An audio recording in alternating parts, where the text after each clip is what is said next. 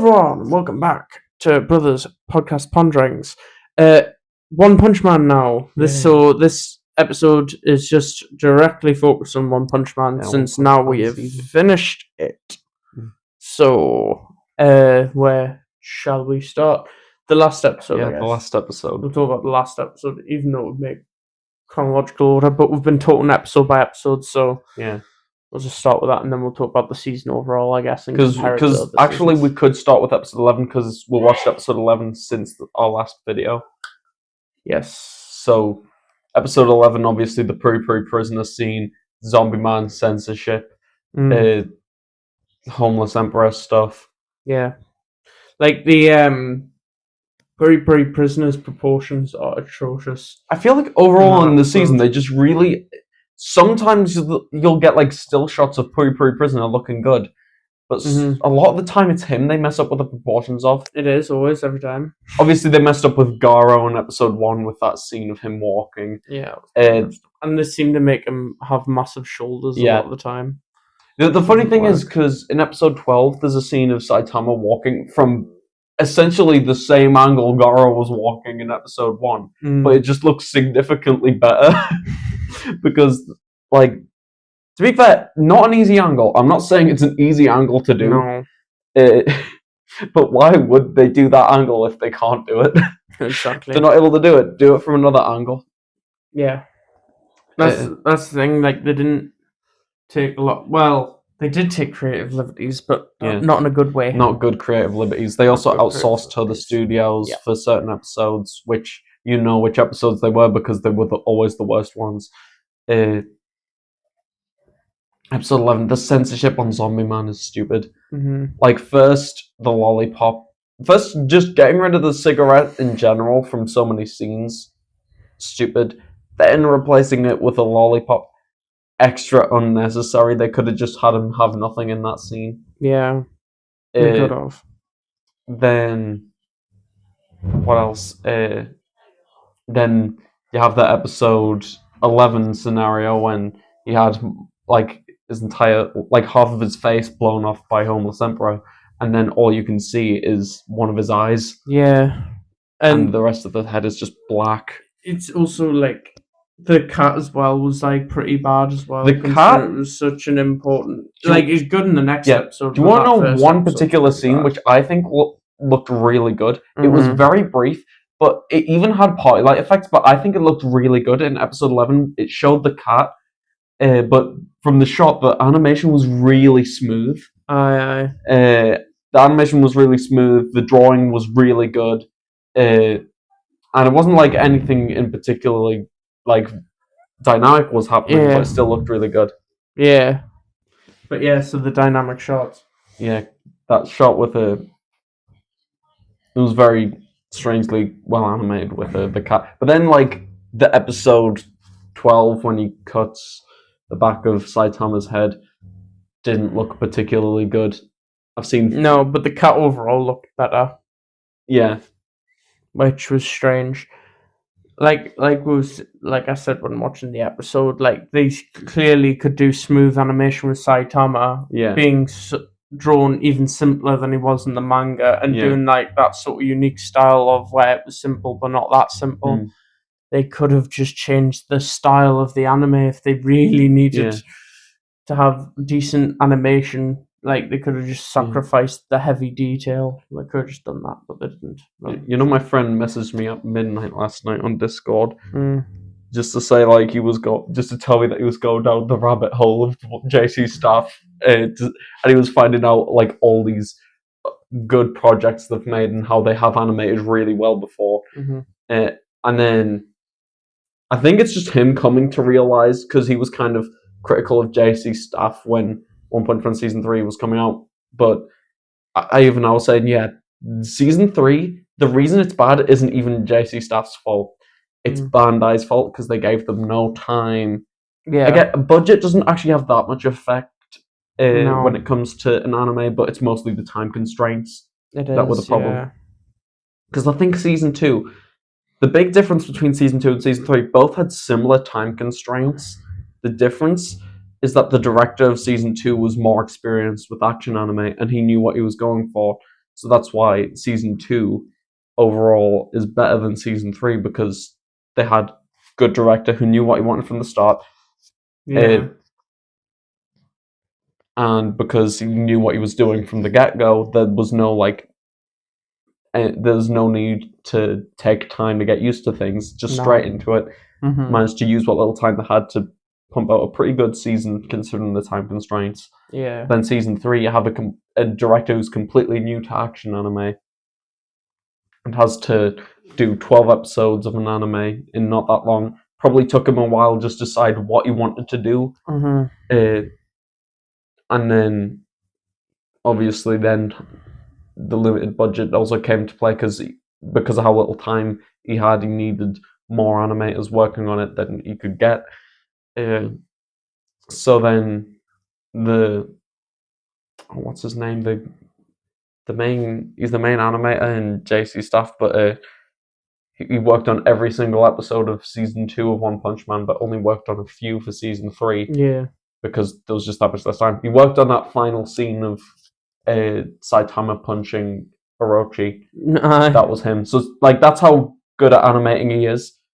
Like, you give him time, he can come out with some great stuff. He obviously, in season 2, he did the fight between Tank Top Master and Garo, which was really well animated as well.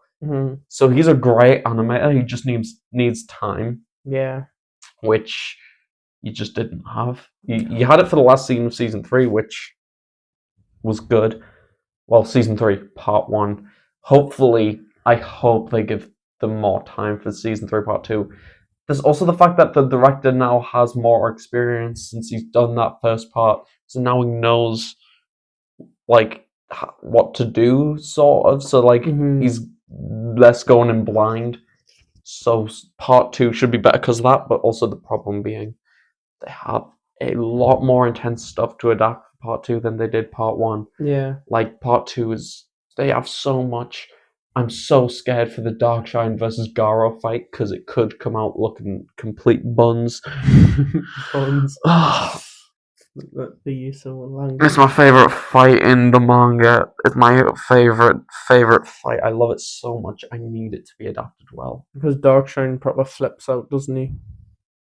Yeah, but also Darkshine's just so strong. And Garo... I was just saying, I really don't like Darkshine in comparison to other heroes. Because Darkshine's done 2 things in the whole show by this point. I find him irritating. I don't like his voice. Okay, now that... I just don't. That's first of all hating the dubbing, not hating the character. Yeah. Because I hate Zombie Man's dub. I like the character. I don't really like anything about Darkshine. I don't like his design. So let me get this. I'm gonna refrain from saying anything while we're recording. I'm gonna talk to you about this afterwards. It's because it's a bland character design. I have some theories. You think of the designs of other characters, where they're quite colourful and stuff. He's just got nothing. He's just a bodybuilder. Okay. But I prefer at least Bang has a uniform. I'd rather something like Tank Top Tiger, who has a tank top. Or Tank Top Master, who also has a tank top. Say there's something there. Yeah, but they're not as muscular as Darkshine literally has Darkshine. Is it just me, or did previous seasons refer to him as Darkshine? Because I swear the dub called him Darkshine for season 1 and season 2. Because season 3 they've changed it to Blackluster. They have. Because I know the manga also initially called him Darkshine and then changed it to Blackluster. Yeah. So I'm sure he was. I'm sure it was Darkshine before, because I know I called him Darkshine even when the manga called him Blackluster. But I swear the dub called him Darkshine.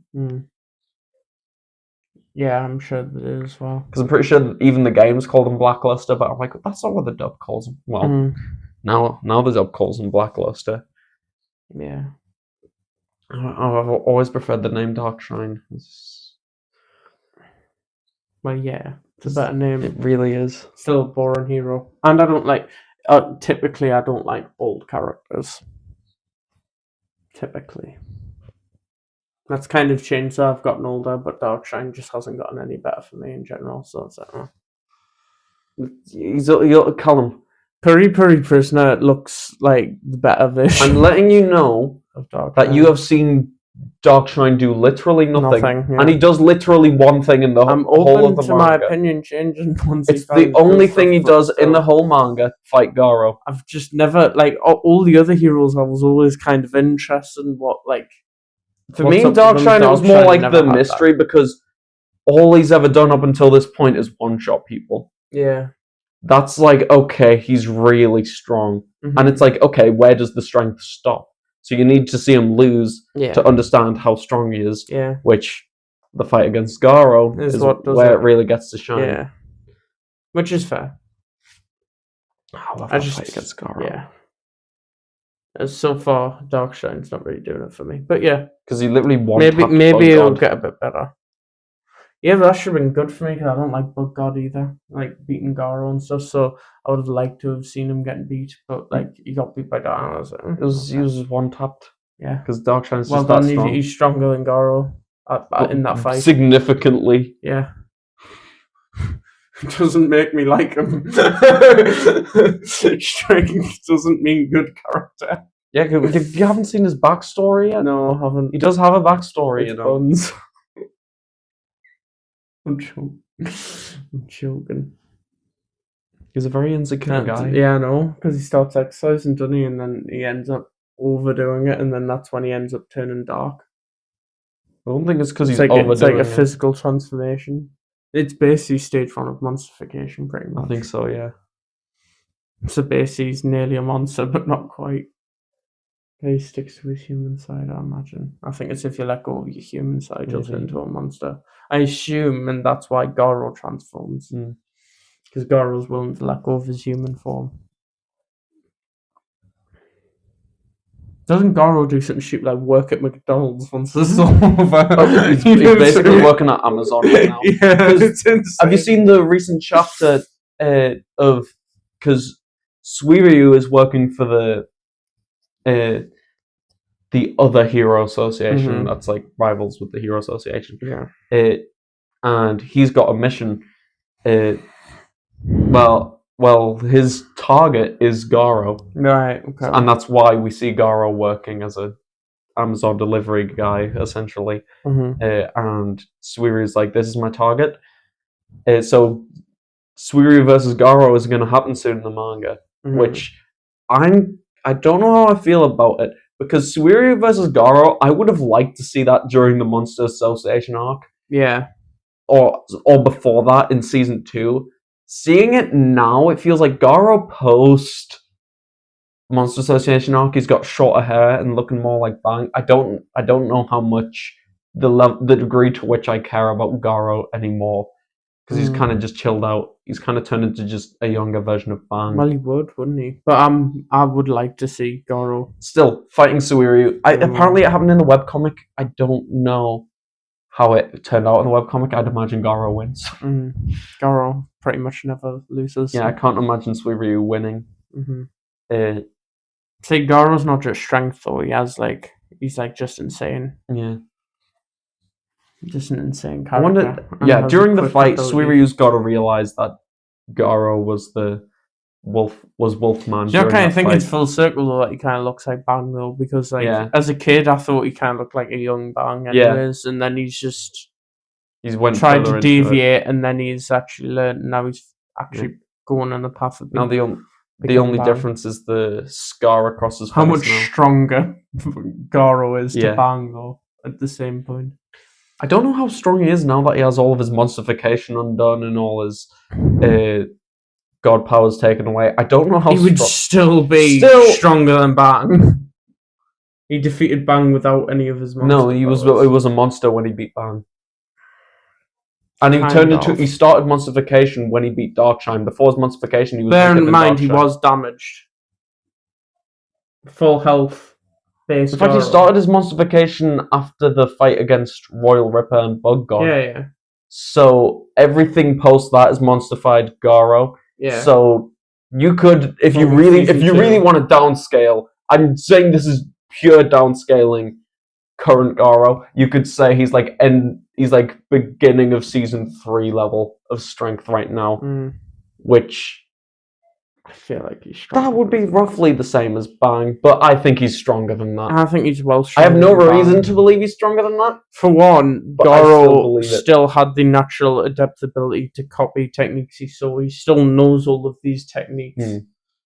Obviously, yeah, he can't perform like anything that God used to, like when he had his God powers or monster form, but he can still use Bang's techniques, he can still use Darkshine's technique. He knows Darkshine had no like techniques, he was just... Yeah, but he knows Darkshine's weaknesses and stuff.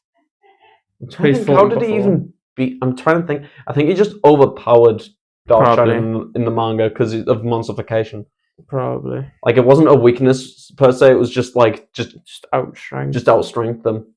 Because he broke his limit like a bit. A little bit, yeah. Either way, he knows how to... He knows Darkshine's sort of... He knows his strength. Insecure. He knows his peak, so... Yeah. I feel like Garo would be able to... Bang managed to beat Darkshine in the past at some... Did he? I think it was said that Bang has defeated Darkshine. But I also don't know. Sorry. I think Bang was the only... I think Darkshine couldn't defeat Bang. I think they kind of drew it out. Would current Garo be able to beat Darkshine? I don't know, because once he was like he completely started his monsterization process by the time he beat Darkshine in the manga. Oh yeah, I know that. I don't think he'd be able to beat Darkshine. I'd probably be able to draw it out better than Bang could.